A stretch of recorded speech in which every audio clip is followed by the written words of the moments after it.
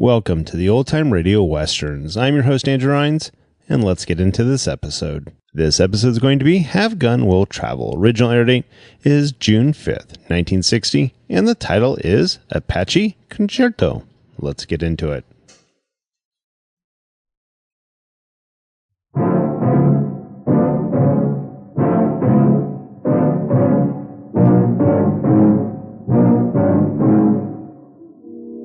You're wrong, Miss Isles. I am a music lover. But we're not on a Sunday picnic. There are killers loose in this area. And we have to take every precaution.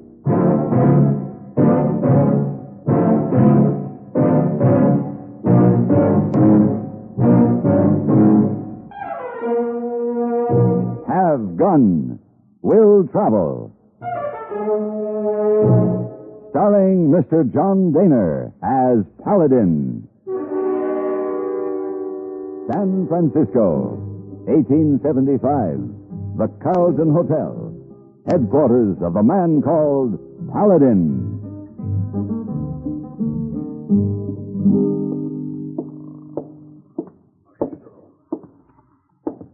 Heyboy. Heyboy. I hate to do this to you, Heyboy, but...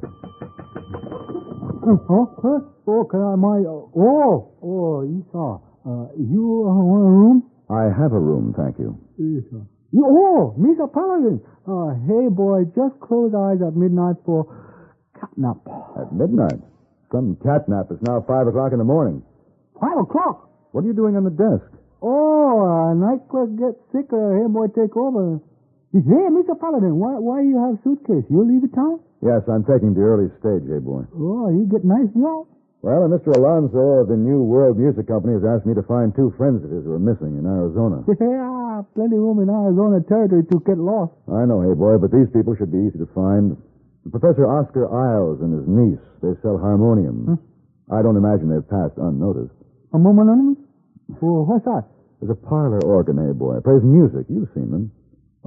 Esau. Oh, by the way, I have 2 tickets to the opera tomorrow night, but I won't be able to make it. Here. Why don't you take Miss Wong? Thank you, Mr. Paladin. Hey, boy, always want to see opera. What is opera like? Well, it's somewhat like a play with music.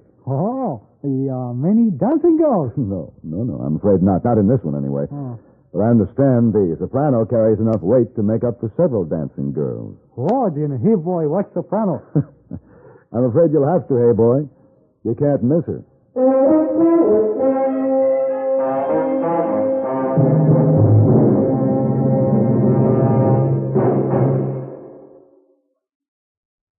Crisis in Paris. Debate in the United Nations. Trouble in Turkey or Tokyo. North, south, east or west. CBS News covers the news. Because CBS News maintains large staffs of crack correspondents to give eyewitness immediacy to their reports.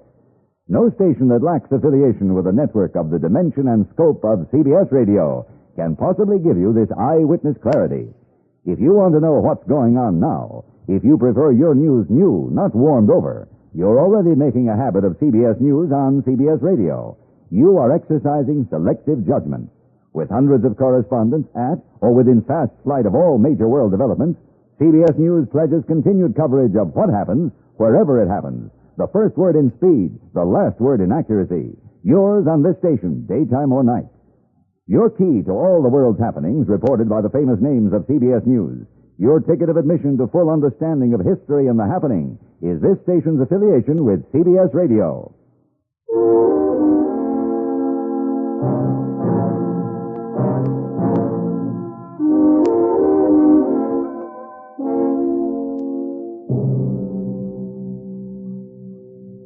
The hardest part of my journey to Arizona was the seat of the stagecoach. At the end of the line, the saddle of the horse I rented felt soft in comparison. Professor Oscar Isles and his niece Elsa were well remembered at places where they had given concerts displaying the New World harmonium. Their trail led into rugged country, and late one afternoon I looked down into a valley and saw a wagon careening along a rough road. Unmistakably, it was the professor and his niece, and they were having considerable trouble. A group of riders were following the wagon, and the old man was firing a rifle at them. The young woman beside him fought to control the spooked horses. They had to be stopped before the wagon overturned. I rode down to help them. Hang on to the reins.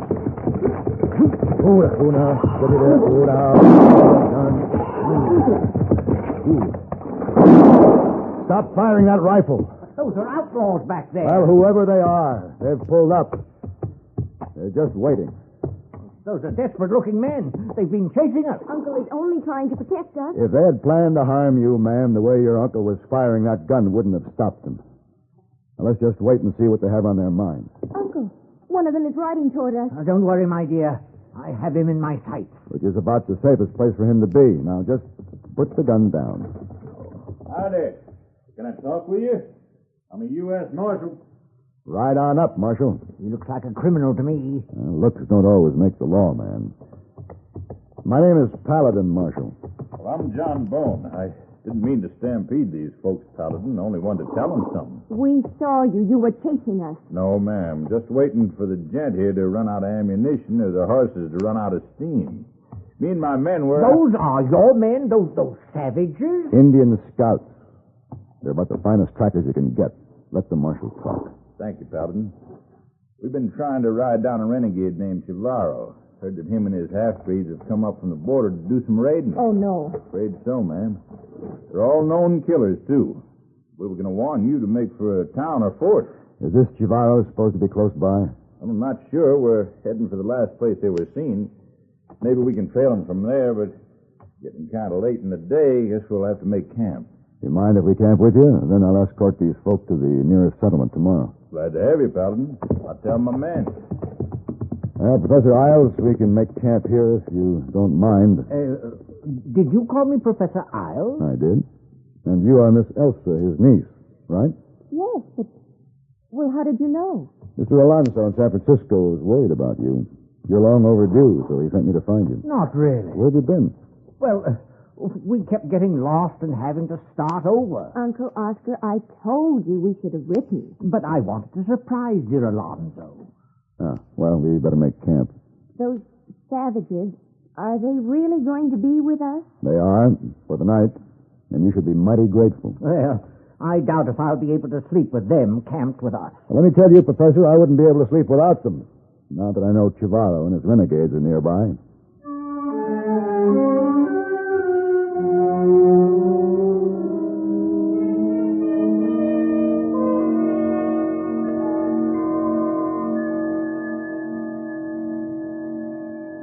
I must admit, Mr. Paladin, it's quite reassuring to have Marshal Bone and his men standing guard. I thought you'd feel that way when it got dark. It's rather frightening to think there may be killers out there beyond the firelight. Chivaro and his men are mostly Apache half-breeds, ma'am, and not likely to attack an armed camp. Then you never know. Well, it's much too gloomy around here. Uncle Oscar, what we need is some music. Why, Elsa, my dear, it's a splendid idea. You can play for these gentlemen to express our thanks. Come, I shall lower the tailgate. I'm sure Mr. Paladin is a music lover. I shall dedicate my concert to him. What are they talking about, Paladin? We are about to be favored by Miss Elsa Isles at the harmonium. Come on, Marshal. I ain't heard the harmonium since I was in church last. That's longer than I care to think about. Oh, and now, gentlemen, I take pleasure in presenting my lovely niece, Miss Elsa Isles, in concert at the compact but mighty console of this splendid New World harmonium. Ready, Elsa, dear? All ready, Uncle. Any requests, Mr. Paladin? Oh, just something soft and gentle, Miss Isles. I shall do my best. Just for you, Mr. Paladin.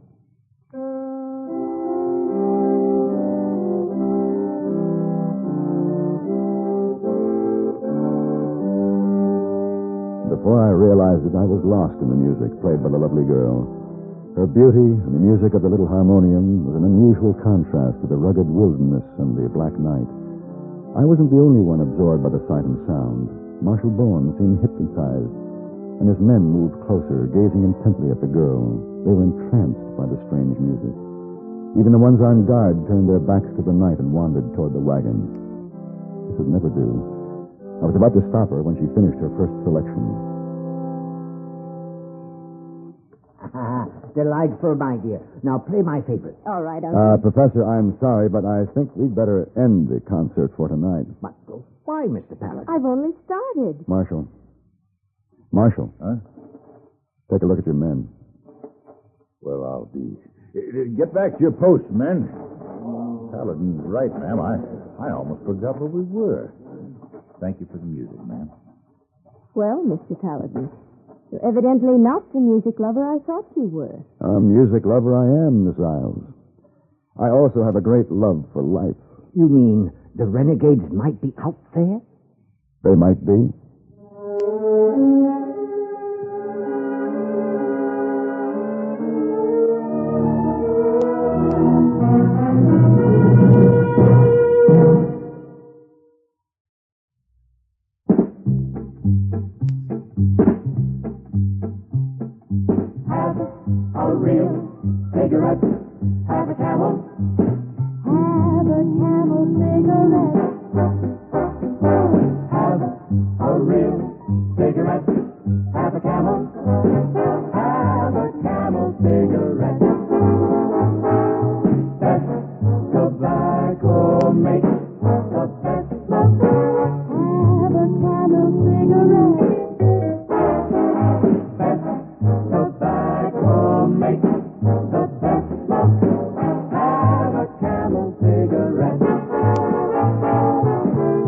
Smoking more these days, but enjoying it less, change to Camel. The Camel blend of costly tobaccos has never been equaled for real smoking satisfaction. Have a real cigarette. Have a Camel! Start to really enjoy smoking again.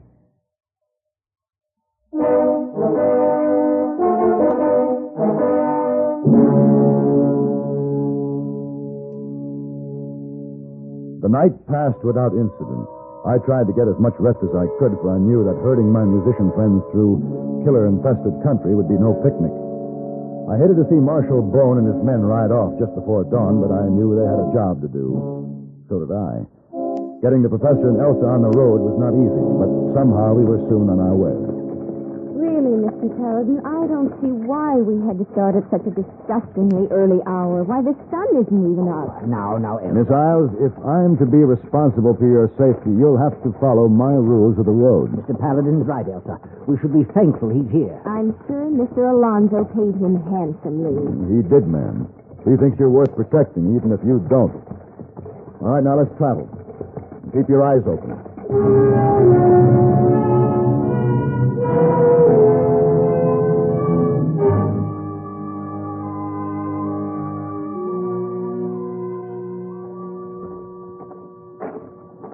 We can start again as soon as I tie this water barrel back on the wagon. Whatever you say, Mr. Paladin. The horses ought to be rested by now. That'll do it. We'll need that water. There's desert country ahead. Hey, where's your uncle? He went into that thicket over there. He saw a bird. You what? Uncle Oscar is keeping a notebook of unusual flora and fauna we see on our trip. Look, I told you both to stay close to the wagon. Professor Isles. He'll be back. Professor Isles.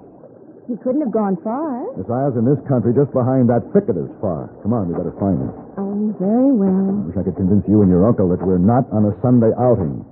You know that Chivaro is in the area. We have to take every precaution. Mr. Paladin, we're not children. I wonder, Miss Isles. Professor? You sure this is the thicket? Yes, I'm certain. Uncle Oscar!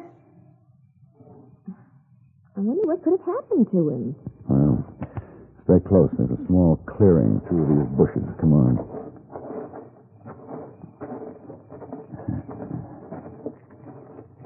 Mr. Paladin, look. Do not fire the gun, senor. No!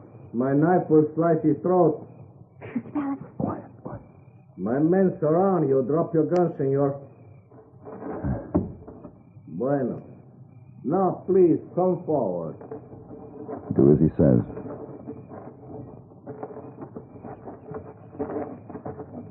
That's better, amigos. Now I can let this funny old man go without hurting him. Elsa, he was going to kill me. Oh, Uncle Oscar. What will we do, Mr. Paladin? You better ask him. Senor Chivaro, I believe. Sí, amigo, I'm Chivaro. And I will decide what is to happen to you. You better make a wise decision, Chivaro. There's a posse not too far away. This I know. That is why we return to the border. And now, amigos, because of you, Chivaro will travel in safety, comprende? I think I do. We're your prisoners till you get back into Mexico. Hostages to keep you from being attacked. Yeah, see. With you among us, we will not worry about the gringo with the badge. And after you cross the border, what then? What then, senor? You and the old one here, my Apache brothers, can have to do what they will. And as for the senorita, we will see. Mr. Paladin, what does he mean? Miss Isles, I'm afraid this is no time to explain. Just pray that you never find out.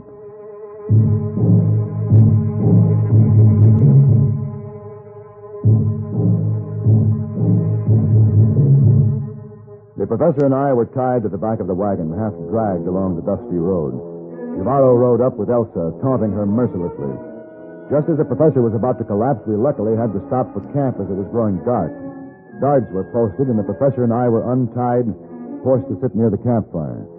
Much to the amusement of his men, Chivaro made sport of Elsa by climbing up into the wagon and throwing out her personal effects one by one. Professor, can you hear me? Yes, Paladin. What is it? Don't look for yourself, but I just saw Marshal Bone, a couple of his men, up on the bluff against the moonlight. Oh? Can they help us? Well, they can't attack with us caught in the middle. Chivaro's guards haven't seen them. They're too busy watching Chivaro. We've got to find a way to help. You come up on this wagon, senorita. You play this music box for me. Oh, I will not, and you can't force me to. Uncle, Mr. Paladin. I say you will play, senorita. And Chivaro mean what he says. Let go of my arm. You're hurting me. Paladin, can't we stop him? Miss Isles, Come up on that wagon. wait.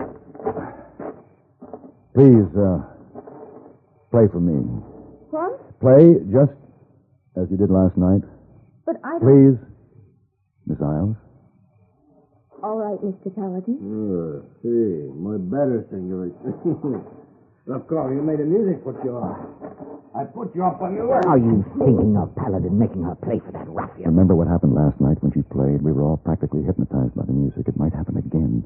Only Chivaro and his renegades will be the victims. Oh, what then? I'm not sure. I only hope that Marshal Bone and his men will take it as a signal to move in. But Paladin... He's starting. Qué linda,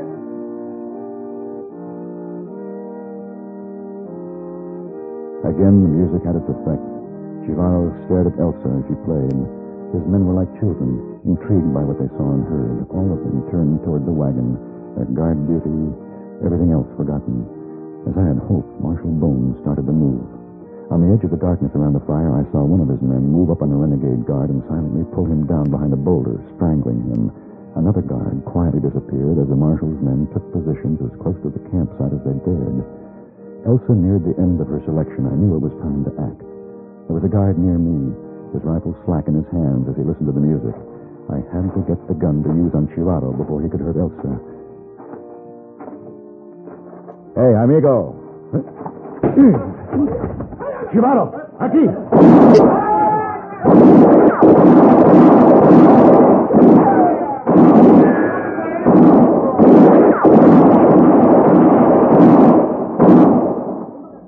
Miss Isles. Miss Isles, you all right? Yes, Mr. Paladin, I think so. Well, let me help you down from the wagon. I guess you can see now why I wanted you to play. Yes, Mr. Paladin, I can. And thank you. Thank you ever so much. Howdy, Paladin. Hey, Ma'am, Paul. sorry to break up another one of your concerts. Oh, that's quite all right, Marshal Boone. After those renegades, you and your men look like angels. Oh, we're not exactly angels, ma'am. Any of you folks hurt? I guess not, but Chivaro and his men are not so fortunate. Yeah, I think we got them all.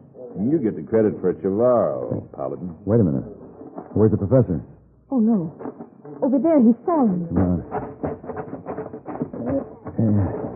Let me check him, Miss Isles. He's so still. He's breathing, though. See no wound. But he doesn't move. Uncle Oscar? No, don't be upset. I think he'll come through. But what's wrong with him? Oh, not too much, Miss Isles. It's my personal diagnosis. But the good professor has just fainted.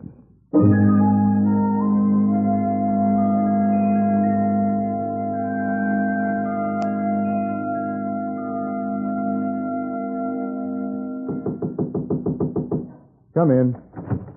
Ah, Miss Wong. Heyboy. Oh, good morning, Mr. Paladin.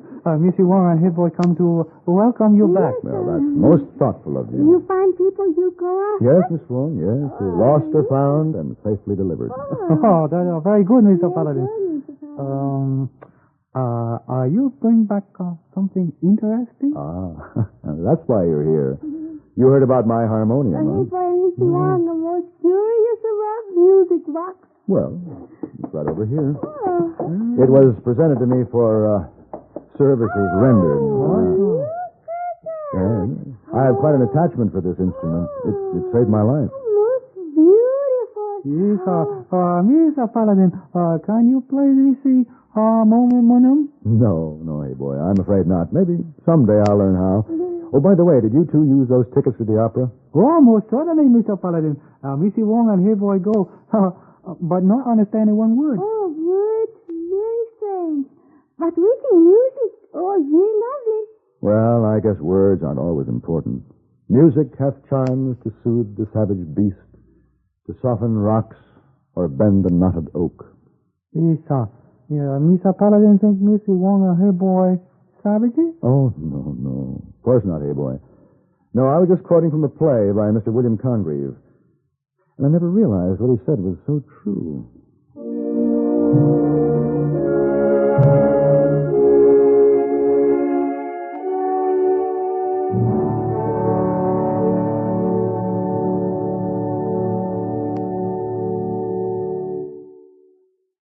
Pepsi-Cola refreshes without filling. Why? Because it's truly light. Charlie, you're forgetting something. Wait, Kay, there's more. Yes, ice-cold Pepsi is the delicious refreshment that goes great at a picnic or a party. But, Charlie... And Pepsi goes fast. People like it, so keep plenty handy.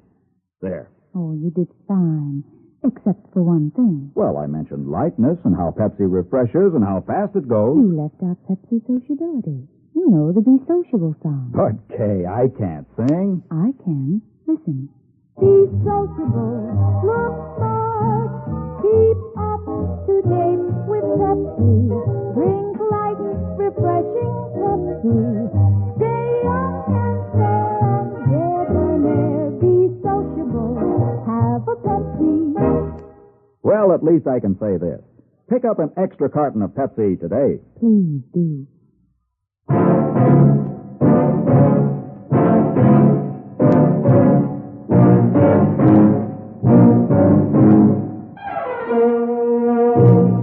Gun Will Travel. Created by Herb Meadow and Sam Rolfe, is produced and directed in Hollywood by Frank Parrott and stars John Dehner as Paladin, with Ben Wright as Heyboy and Virginia Gregg as Miss Wong. Tonight's story was specially written for Have Gun Will Travel by Rod Peterson. Featured in the cast were Joseph Kearns, Barney Phillips, Lawrence Dobkin, and Eleanor Berry. This is Hugh Douglas inviting you to join us again next week when CBS Radio presents Have Gun Will Travel.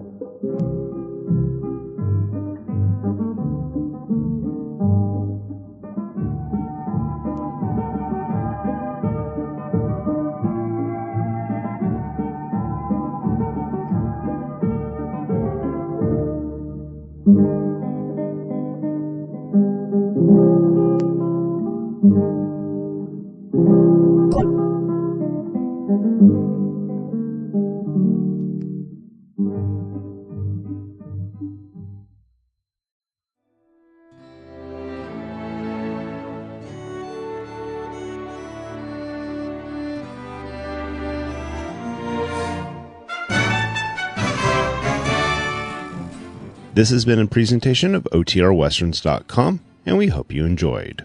Please take some time to like and rate our shows in your favorite podcast application. Follow us on Facebook by going to OTRWesterns.com/Facebook. Subscribe to our YouTube channel by going to OTRWesterns.com/YouTube. And send us an email, podcast@OTRWesterns.com. You can call and leave us a voicemail, 707-986-8739. This episode is copyright under the Attribution Non-Commercial Share-alike copyright. For more information, go to OTRWesterns.com/copyright. Have a great day, and thanks for listening.